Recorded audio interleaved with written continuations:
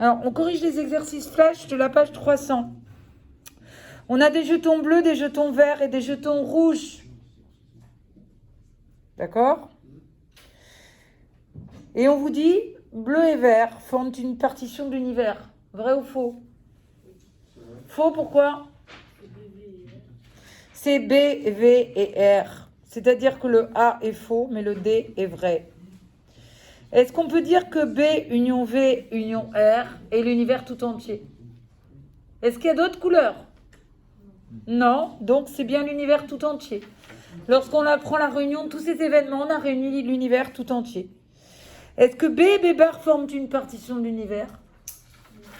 Ça veut dire être bleu ou ne pas être bleu. Eh bien, on a l'univers tout entier. Donc, la probabilité de bleu plus la probabilité de bleu bar, c'est égal à 1. Vrai ou faux dans 54? Donc, je vous mettrai les résultats après. Il manque la D. B, V et R forment bien une partition de l'univers. Je l'ai dit quand j'ai dit qu'il n'y avait pas A, mais qu'il y avait D. Ça, c'est vrai. Ouais? On est là. Si BVR, c'est la totalité de l'univers. B, union V ou union R, c'est la totalité de l'univers. C'est l'univers tout entier. Quand on réunit tous les événements de l'univers, même s'il y a des intersections entre eux, ça donne l'univers. Par contre, être une partition de l'univers, ça signifie pas d'intersection entre les événements. Et là, on n'a bien pas d'intersection, on ne peut pas être à la fois bleu et rouge. D'accord? Bon. Quand on sait qu'on a une partition de l'univers, on va pouvoir utiliser la loi des probabilités totales. C'est ce que je vais vous expliquer. Dans le numéro 54, on a P de A qui fait 0,45, on a P de B qui fait 0,55. Est-ce que A et B forment une partition de l'univers oméga? Est-ce qu'on peut dire que c'est vrai? À votre avis? Alors, si on fait P de A plus P de B, ça fait? L'univers. Non. P de A plus P de B, ça fait 1. La probabilité de l'univers tout entier. Ça fait 1. Ça ne fait pas l'univers. Probabilité de A plus P de B fait 1. Mais ça ne suffit pas. On aura une partition de l'univers lorsque A inter B sera vide. Or, dans l'énoncé, on nous dit A et B sont deux événements incompatibles. Ça veut dire qu'ils ne peuvent pas se réaliser à la fois l'un et l'autre. Donc, l'intersection entre les deux est bien vide.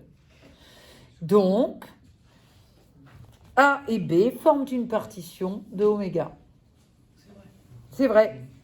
Est-ce que A ou B forment oméga? Oui. Est-ce que A et A bar forment une partition de oméga? Oui. Est-ce que A et B sont disjoints? Alors, disjoints, ça veut dire qu'il n'y a pas d'intersection entre eux, c'est un peu comme incompatible, donc oui. Tout est vrai. Alors, donc là, non. Ça, c'est pas bon, pas grave, c'est vrai. Ensuite, QCM. Alors là, on utilise ces formules. Donc là, vous allez vous en sortir assez facilement. On a des probabilités. On vous demande la probabilité de l'événement B. Alors, comment on va s'en sortir? On utilise la loi des probabilités totales. Ça marche. Et dans ce cas-là, on veut ceci, nous. P de A inter B, on va utiliser la formule qui est ici. Ça marche. Et pour P de A inter B bar, d'où il vient ce 0,5? De l'énoncé. Et voilà, donc ça marche. Je suis d'accord. Donc ça fait 0,28 plus 0,5, ça fait C. 0,78. D'accord ou pas? On est à l'exercice numéro 55. 56 à 59. 56 à 59, on part de cet ordre, qu'on regarde bien, et on répond aux questions. Alors, en regardant l'arbre, P de R bar, c'est notre petit A. Et ça fait 0,4. A est égal P de R bar, oui, pardon. Et donc, c'est 1 moins 0,6. 0,4. A et C. 57. Le nombre B, c'est P de S bar, sachant R. Et ça nous donne bien 0,7. Donc B, c'est 58. R intéresse. Alors, on suit le chemin qui passe par S, qui passe par R et par S. Et on multiplie les probabilités qui sont sur les branches. 0,6 fois 0,3. Donc 0,18, ça marche. Donc le B, il est bon. Et c'est aussi le C. Probabilité d'avoir réalisé R multipliée par la probabilité, sachant qu'on a réalisé R, d'avoir S. Ça, c'est bon. Hein? D. Ah, mais oui. Alors, le D, il n'est pas dans l'arbre. On ne peut pas le lire dans l'arbre. Mais le D fonctionne. C'est-à-dire qu'avoir R et S, c'est la probabilité d'avoir S multipliée par, sachant qu'on a choisi le chemin S, la probabilité d'aller vers R. Donc la formule D marche, mais elle n'est pas lue dans l'arbre. Et on ne peut pas la calculer parce qu'on n'a pas P de S. Il faudrait utiliser la loi des probabilités totales. Et on n'a pas non plus P de R sachant S. Oui, Clément. Pour le 59, il faudrait descendre. Et le 59, il faudrait descendre parce qu'on ne voit pas. Donc le 59, il est là.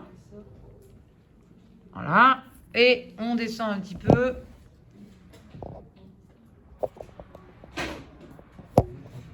Donc pour le 59, c'est pas le bon. C'est pas la bonne molette que j'ai utilisée. Voilà.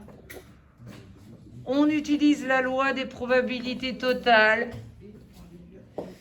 Probabilité de réaliser S, c'est la probabilité d'avoir S et R plus S et R bar. Parce que R et R bar forment une partition de l'univers. Donc on a couvert tout l'univers des élèves. Tout l'univers de oméga. Loi des probabilités totales, donc vous ajoutez les deux probabilités, vous trouvez la probabilité de réalisation de S. Donc, quand on suit le chemin R et S, on trouve 0,6 fois 0,3, 0,18. Quand vous suivez le chemin R bar et S, vous trouvez A qui faisait ici 0,4 multiplié par le 0,9, qu'elle fait 9,36, c'est ici. Et donc, vous obtenez la réponse C, mais qui est égale aussi à la réponse B. Voilà.